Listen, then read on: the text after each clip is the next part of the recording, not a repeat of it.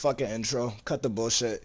Here's the main stuff that I would say if you want to start Still Path that you would 100% need, regardless of level, regardless of gear, mods. If you want to do Still Path, these should be the very first things that you should 100% try to get. Let's go. Number one has to be Prime Sure-Footed. This is a login required thing. This is a mod that you can only get for logging into the game. So if you don't have it, it's understandable. You could get the normal Sure-Footed, because it's like, what? Prime Sure-Footed is 100% chance. The normal one is, what is this at max? Like 60%. If you just have that or Handspring, it is 100% required. There will be, in Still Path, there are a lot of knockdowns. You will get knocked down very easily, whether it be from your own weapon, some annoying ass scorpion grenier, a moa, anything. When you're knocked down, you can't shoot, you can't fight. You gotta get up, wait for this long ass animation. And while that entire thing is happening, the enemies will shoot at you. And plus level 100, that shit will hurt. It's going to one shot you regardless. So short footage should 100% be one of the first things, or one of the first things on your mind if you're trying to do Still Path. Rolling guard. This is something you could get for just, you could get these from the Arbiters of Hexus for doing arbitration missions. Arbitration missions aren't that hard, but if you have some trouble with it, I don't have a problem making a video about it. But let's say like you get hit with the toxin effect or your shield breaks, you could just roll and you got 2.8 seconds of invulnerability. You could set yourself up in a good position, use some abilities, get yourself back to full health, full shield, whatever you need, or just clear room. It's a good panic button too. You take a shit ton of damage, you just roll, you're invincible for like almost 3 seconds. It's a pretty good mod. I would say this is 100% something that's guaranteed. If I could spell, Brief Respite is also something I would 100% recommend, along in combination with Rolling Guard. Let's say you get shot, you're in a bad position, your shield breaks, you could just roll, like spam your first ability or cast an ability real quick, you're instantly back at full shields. So it's not something it's not necessary, but it is like a good utility tool. Also, one thing that you would 100% need is, if you're worried about completing Still Path, it will be kind of hard because some frames are a lot better at a lot of missions than others. For example, you're not gonna take fucking Excalibur to a spy mission. You're gonna take someone like Ivara, Loki, Wisp if if you got a big dick, no homo. But yeah, you're not gonna take, like, you're gonna want to match up the mission type. You're gonna want to match up the frame that you're bringing with the type of mission that you're doing. So if you just want to get through like I would recommend characters like any character that has invisibility. Like I would take Ash to spy and capture, since he has his augment Seeking Shuriken, which strips armor. So like for spy missions, he has invisibility. For capture missions, he can just reduce the enemy's health, and not their armor and stuff, debuff them. So I'd say that's pretty good. For exterminate, you could bring somebody like Banshee, Loki, Gauze, anybody that has a really good DPS you could bring. For defense, I would say bring someone that has a large amount of CC. So you could bring Vauban, you could bring Nyx to CC the area. Nyx, unreasonably so, is a very good frame to bring in Still Path when you need to defend a target, and she's also really good on interception. Because if the enemy's capturing a tower, you could use Chaos, and it will just completely like take them off the console, so they won't like try to hack it. And while that's going on, you can just jump in there, probably kill everybody that's there with like whatever AoE weapon you have, like the Kuvazar, Brahma, Ogress, Tonkor, whatever you have. She's a really good frame for Still Path. She has good CC, she can debuff, and put resonator on. They'll never focus you, so you don't got to worry about your squishiness. um a lot of people say that Hemlith is required for Steel Path, which I don't know about that. I don't agree about that. I think that, like, if you just play to your frame strengths, you don't really have to add like another ability, but it 100% makes it easier. Like, I have Resonator on my Nyx. I have, what's another good example? Like you saw before, I had Roar on my Nash. There's like some abilities that you can 100% replace. Like, I have Eclipse on my Volt for Eidolon hunts. I have Dispenser on another build. But yeah, in terms of frames, you really just have to, you kind of have to use your brain, which that's annoying. Like, why I'm playing a looter shooter, why would I have to think?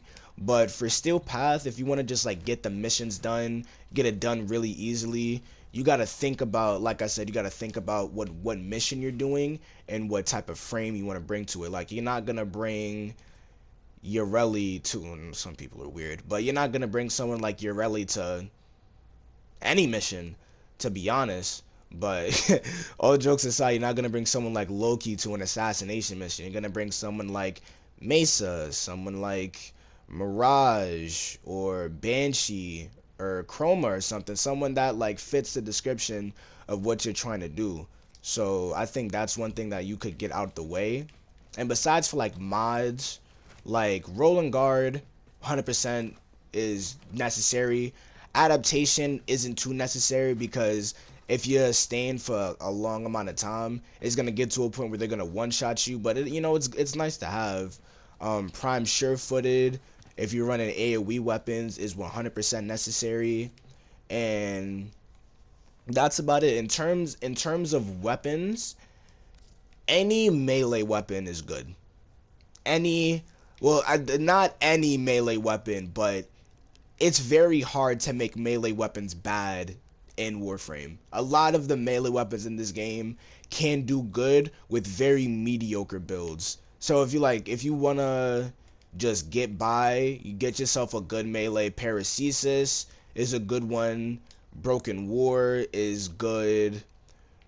Galantine, Guando. The main thing that you want to look for is if it has more slash than anything else, like the Paracesis.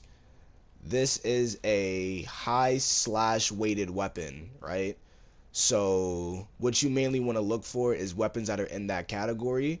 And if it has like above, if it has above 20, if it has above 15% status, you could build it for status. If it has above 15% critical chance, you could build it for crit chance. And since the Paracesis has 31% critical chance, 22% status chance, it's a pretty easy hybrid build. You slap something like this on. You could replace this faction mod with whatever you're fighting against. If you're fighting Grenier, put on Grenier. Fighting Corpus, put that on. It's just, whichever one you decide to go up against, you just slap whatever Bane mod you have on.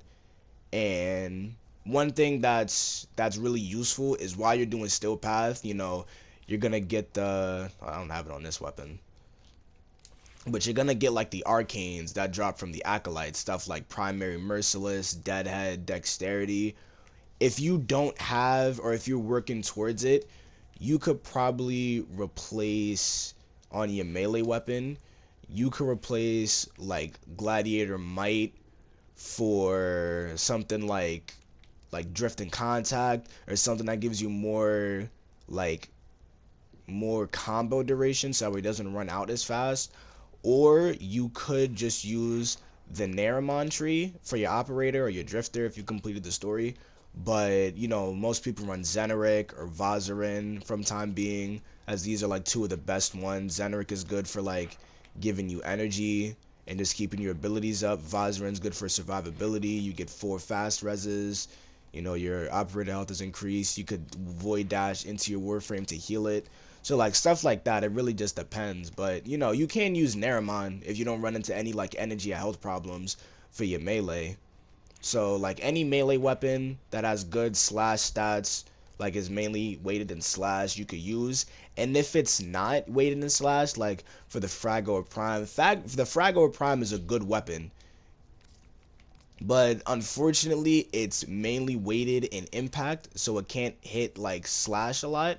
But you know, like just like look at the stats of this thing, dude. Like 40% critical chance, 2.5 multiplier, 18% status. Since it can't rock slash, you're better off running raw damage like corrosive or whatever element they're weak to, because you mainly want to use viral for its status effect, which is you do more damage to enemy health, and you know every enemy in the game has health, so combining that with slash and doing like mad damage over time is a really good combination. But you know, if it doesn't have like a large, like if it's not slash weighted like this one, like this is an impact weighted weapon, you could just run like corrosive or whatever damage the enemy's weak to anyway. Some really good recommendations I would have for melee weapons, like I said, paracesis, the Broken War is a really good one. Guandao Prime's pretty good in my opinion. It's a favorite. You could make a Zaw. You could make like a customized weapon, you know, get some good stats. Cronin Prime, when this gets unvolted, is pretty good. Um the Orthos Prime is a pretty solid polearm, and it's, you know, it's always gonna be around. What else? The Sigma Noctantis, this is a login weapon. This is also pretty good. And yeah, those are like the weapons that I would say you should try to get. The Glaive Prime is the best melee without a doubt. So if you could like farm up enough platinum to get it, or you have it, don't sleep on this weapon. This is a pretty good weapon. But as for like other stuff, you mainly want to use like AoE weapons to clear groups out. So like stuff like the Tonkor, the Czar, Ogress, and well, it's not only limited to AoE weapons, but certain frame synergies allow a lot of other weapons to be good. Like if you're doing like a capture, obviously you're gonna bring something like the Corinth Prime, or like a bow, or you know, you could bring the new Nataruk bow or something like that, right? Or like the Queller with a build focus on its charge attack. If you're doing something like survival, which is, you know, the main reason why people play Steel Path, you would want to bring something that could clear a large amount of enemies faster. Because in Steel Path, not only are the enemies harder, but they spawn a lot more frequently. So you have like a high chance of getting overwhelmed. But you know, if you can like kill a whole bunch of stuff a lot faster, you know, it becomes a lot easier to handle it. So, you know, you get yourself a good primary weapon, a good melee, and you know, you're set to go. One thing that I find unfortunate is if you really like the secondary weapons in this game as much as I do, you'll realize that they aren't as good as they should be. Like the Spear Axe, this is a pretty good weapon. This is good for single target DPS. But like I said, in Still Path, they're gonna be spawning like really frequently. So, you know, you waste a couple bullets into one guy, there's another, you know, 15 behind them along with a heavy gunner and a bombard. So you're not gonna have a lot of time to, you know, really let your secondary build shine in this type of game mode. So stuff like the new core, anything that has utility, like the new core and the Cycron for putting status effects on enemies for your condition overload build. You could use the Zakti to pop nullifier bubbles. You could use the Epitaph, which is my favorite primer in the game. And unfortunately, I don't have a maxed out secondary dexterity. If I did, I would be able to have a lot more damage on the melee weapons that I like to use. But yeah, even regardless, so you know, it's a good primer. It has a good, you know, it has good single target DPS. You can even be using Eidolon hunts, you know, if you're nutty enough with it. But yeah, in terms of companions, unless your companion can like res itself, or you have like the Protea augment where if you get kills it reses your companions, don't there's no real reason to bring Sentinels. Carrier Prime isn't that good. Death Cube Prime, you know, it gives you energy, that is pretty cool. No reason to bring Helios. Dejin can self-res, so you can bring this. This literally has no use.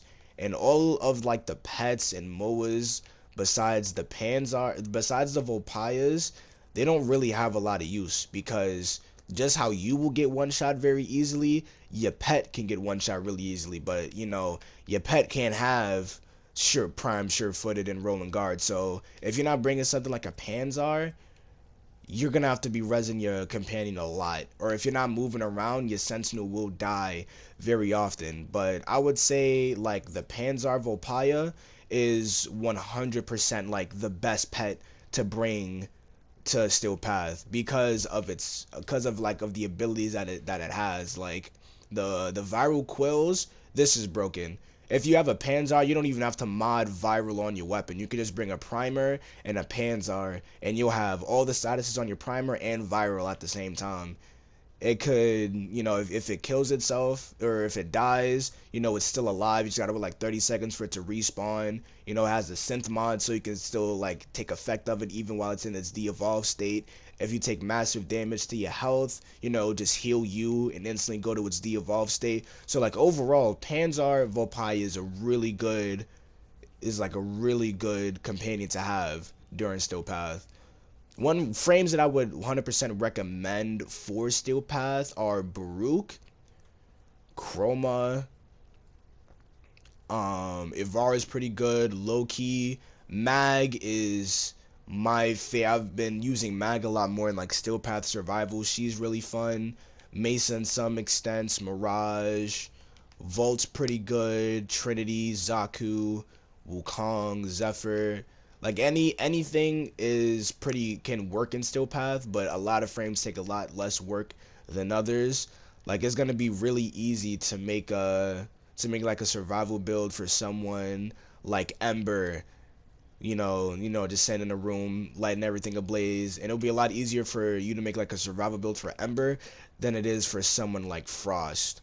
And another thing that I would recommend for you to like get used to Steel Path is try to work around what you're fighting up against. Like for example, the Grenier don't have a lot of like stuff to get past health, but they do have a lot of damage. So I would bring someone like Chroma or Ember or Gara to the Grenier, right? But I'm not gonna bring someone like Frost to like an infested mission or a Corpus mission. Mainly infested, because frames that don't have anything that negates status effects, they don't have status immunity, or they don't have like a reliable healing ability. Frames like Volt, Nova, Loki, Mag, Mirage, they will die very fast in those missions unless you're like keeping yourself up 100% of the time. You're not, you're constantly CCing them. You're not allowing yourself to walk into any lingering gas clouds. But if you're not like, if you just want to get by, I wouldn't recommend using warframes that don't have a way to heal themselves or have status immunity like Rhino or Revenant or Oberon into like infested missions.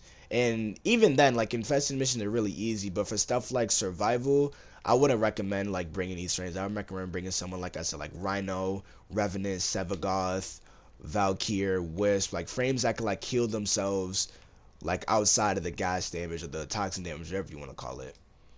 And other than that, there's not really much else that you need for Steel Path. You just go in, do a couple missions. If you feel like you can do a survival, you get that done.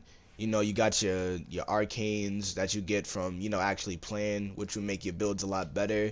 I would say the galvanized mods are maybe a necessity, but they're not that bad. They're not like that good. They are good, but I don't think they're like a necessary thing that you need before you hop into Steel Path. One thing that I would say is another thing that's necessary is the Bane mods. Bane, like primed or not, 100% bring the main mods. Like a build like this is gonna go very far than say, you just slap on Serration, Split Chamber, got Hunter Munitions on. Like the basic everyday build that people like to use like during everyday play. Like stuff like that is decent. Like this will probably get you pretty far. You've been playing long enough. You got the Merciless, you just slap this on like this. This would be pretty good. This isn't like a bad build. This will get you pretty far. But if you're looking like consistent, reliable damage, like something like this would be a lot better. And also, you don't have to get this, but critical delay is very, very, very good. Like don't like the minus fire rate will get annoying at sometimes, but like the notice between like 150% and 200% will become a lot more apparent on a lot of on a lot of weapons. And you can also grind vial acceleration while you're grinding for critical delay. So it's like what, minus 15% damage, but it completely negates the fire rate debuff from critical delay. So like these two in combination are really good on a lot of weapons. But yeah, other than that, like I said, always try to make sure you have prime sure-footed, rolling guard, brief respite's good utility, slash weighted melee mods that at least have like 15% critical chance and status chance are like the best weapons to bring to Steel Path.